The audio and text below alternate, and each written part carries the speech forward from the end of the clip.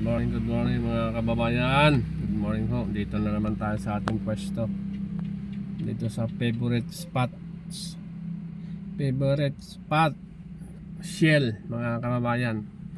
So ito na nga mga kababayan, ang impeachment trial ni BP Sara mga kababayan. Yun mga kababayan, ay hindi na naman siya umattend sa impeachment trial. Bagkos ang umaten ay ang kanyang mga abogado mga kababayan. Kung talagang magaling ka o talagang hindi ka guilty, kung ako sa'yo, Sara Lustay, umaten ka sa mga hearing, ipakita mo na matapang ka, pakita mo na hindi totoo ang kanilang mga aligasyon para sa inyo. Pero dahil sa inyong ginagawa na hindi ka uma-attend, pinapakita mo lang na talagang guilty ka sa mga pinanggagawa mo. Abogado mo na lang ang iyong pinapaharap. O yun nga, sayang nga ang bayad mo sa kanila, kailangan mo sila, kailangan nilang humarap sa impeachment trial, kaya sila ang iyong pinapaharap. Ano sa tingin niyo mga kababayan? At ito pala sa unang bugso, unang hearing sa senado. Pakinggan po natin ito ang kwan ni Charles Jokno mga kababayan, against kay Season mga kababayan, na isang abogado ni Sara Lustay mga kababayan. Pakinggan natin ang kanilang balataktakan mga kababayan. Pero sasabi ng mga ibang mga abogado daw, mga abogado ng mga magagaling, mahina daw ang depensa mga kababayan. Mahina daw ang mga defense lawyer ni Sara Lustay. So pakinggan natin ito sa unang bugso ng kanilang impeachment trial sa senado mga kababayan. Yan mga kababayan, mixi lang to, mga 9 minutes. Attorney Jokno is recognized. You may proceed, sir. Thank you, Your Honor. The first article we will be presenting will be Article 4 on grave threats. Second will be Ito yung pinakamadali Article 1. Third, confidential funds. that is Article 3. And the fourth is unexplained wealth, Your Honors. That's Article 4. No, 2. I'm sorry, Article 2. I stand corrected. So the sequence of presentation shall be Article 4, Article 1, Article 3, and then Article 2. Yes, that is correct, Your Honor. So I presume that beginning tomorrow, once we issue the subpoena for your bukas yung sunod. process, you shall begin with Article 4. Yes, Your Honor. Again, Chair rules that the respondents have the same and equal privilege of presenting its case as it so desires when its time to present its evidence in chief shall come. What is the pleasure of the counsel for respondent? Thank you, Your Honor. May I ask if the prosecution is ready to present its first witness? Kababayan, no? So let us continue mga kababayan. Duly noted. We will get to that later. If Your Honor, please. Yes, Representative I just Jokno. noticed that Your Honor had already directed the counsel for the defense not to propound questions. Sasabihin ko pala. This is already the second time that she's doing that. She appears to be assuming or arrogating the powers of the court. Because as I understand the rules, it's Correct. only the court that can propound questions to the counsels. Sasabihin ko pa lang yan. Ikaw ang korte, madam. Lady, may comment? I Counsel take for respondent, exception may to comment? that. Yes, Your Honor. I take exception to that manifestation of the good counsel. In fact, the record would show, and if we can run the transcript back, my question was addressed to the presiding officer, Your Honor. Let us move forward. Hindi, yung direction mo kasi. Ikaw masusunod, boy? Ate? Next item for us to dispense with, the witness disclosure rule. The prosecution proposed a 3-day witness disclosure rule. The respondents proposed a 5-day witness disclosure rule. But they understand the prosecution is amenable to the 5-day witness disclosure rule. Would that be Yes, correct, Your Honor. Representative We Jokno? are amenable to the 5-day disclosure rule. Chair therefore rules that insofar as disclosure to both to either party of a witness to be presented, not mentioned in the pre-trial order and or briefs of the parties shall be for 5 days. This is subject also to the chair's reminder that at the end of every week, that would be a Wednesday while we are on recess, we will ask the party presenting their case in chief to enumerate the witnesses they intend to present for the following week, with the corresponding motion for the request of issuance of subpoena to be submitted the day before or on Tuesday, so that we can act on it before the Every last, Wednesday.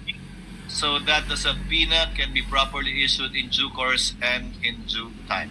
So ordered. On the examination of a witness by more than one counsel as propounded or proposed by the prosecution, Mga kababayan, medyo mag-alala yung cellphone ng the gamit rules of natin. the Senate are clear. Article 15 of the Rules on Impeachment states, witnesses shall be examined by one person on behalf of the party producing them, and then cross-examined by one person on the other side. Court therefore rules that as a rule only one person shall present a witness. However, in the exigency of the delivery and the administration of justice, and under certain exceptions, the court may allow more than one counsel to examine and or propound questions to a witness. To cite an example, just for the sake of the record, if, for example, the panel of prosecutor disagrees with how the counsel for prosecutor is handling the case, the panel of prosecutors or one of them can take over, and that is but proper and should be allowed, and will therefore be considered as an exemption to that rule. And other similar exigencies will be allowed in order to afford the orderly administration of justice and of these proceedings. So ordered. Insofar as the BIR box is concerned, this box was turned over as part of the documents, including the articles of impeachment. However, the court is not yet in custodia lehis of this box, given that there is no lawful order issued by the court for this box to be turned over to the Senate. More so that it is not yet offered in evidence, not even as of yet marked. The chair therefore orders that the BIR box close, May sealed, pasero na tayo mga kababayan. O sandali lang. Dito na ako sa bahay mga kababayan. Pakinggan natin ulit. Ito mga kababayan, pakinggan natin ulit ito.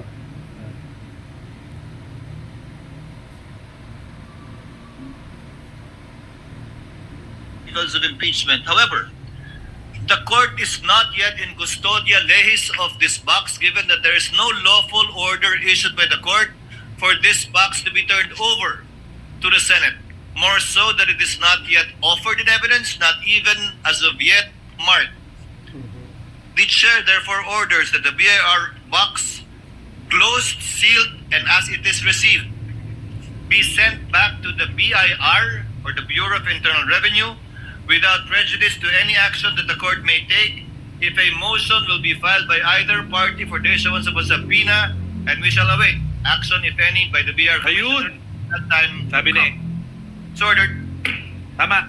Tama yan, tama yan. In fairness, tama si Cheese dun. Tama yung ginawa niya. Iniutos niya na ibalik yung BIR box sa BIR mismo. Para kapag nagsubpina, pag mayroong nag-motion for, pag mayroong nag-plead for subpoena ng papeles ng tax return ni Sara Duterte, korte mismo ang hihingi. Di ba? Wala kang technicality. Korte mismo, dahil manggagaling sa impeachment court, yung request sa BIR. Hindi siya nanggaling sa House. Gets? Gets yung ibig sabihin? So, ibig sabihin, yung box mismo na yon ibabalik sa BIR. Yung sealed box, ibabalik sa BIR. Ang hihingi, gagawin yung pagsubpina ng box na yon hindi sa House of Representatives.